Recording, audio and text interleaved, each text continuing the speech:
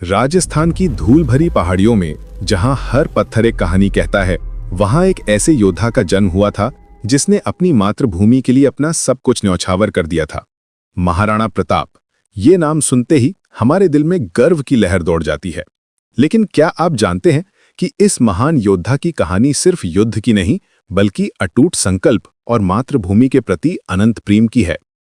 सन 1636 में कुंभलगढ़ के किले में जन्मे प्रताप सिंह को बचपन से ही पता था कि उनकी नियति क्या है। उनके पिता उदय सिंह ने उन्हें सिखाया था कि स्वतंत्रता कोई उपहार नहीं है, बल्कि एक जिम्मेदारी है जिसे हर पीढ़ी को संभालना होता है। जब प्रताप मात्र 13 वर्ष के थे, तब उन्होंने देखा था कि कैसे अकबर की सेनाएं चित्तौड़गढ़ को घेर रही थीं। उस दिन उनके मन में एक संकल्प जन्मा था, मेवाड़ की मिट्टी पर कभी भी विदेशी शासन का झंडा नहीं लहराने देंगे। सन 1572 में जब प्रताप राणा बने तो उनके सामने एक कठिन चुनौती थी। अकबर ने राजपूत राजाओं को अपने अधीन करने की नीति अपनाई थी। मान सिंह, भगवान दास जैसे कई राजपूत राजा अकबर की अधीनता स्वीकार कर चुके थे। लेकिन प्रताप के लिए ये सवाल ही नहीं था। उन्होंने साफ कह दिया था, मैं अपनी मातृभूमि को गुलाम नहीं बनने दूंगा, चाहे मुझे अकेले ही लड़ना पड़े।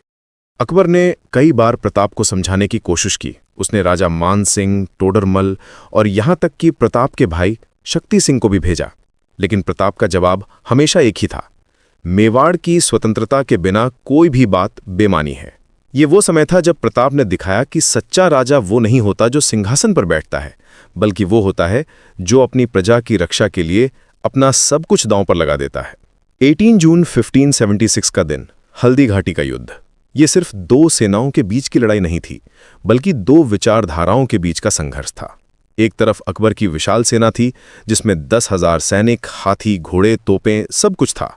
दूसरी तरफ प्रताप की छोटी सी सेना थी, केवल 3,000 घुड़सवार और 400 भील धनुर्धर, लेकिन उनके दिलों में अपनी मातृभूमि के लिए मर मिटने का जज्बा था। प्रताप के साथ उनका प्रिय घोड़ा चेतक भी था, जो सिर्फ एक जानवर नहीं था, बल्कि उनका सबसे वफादार साथी था।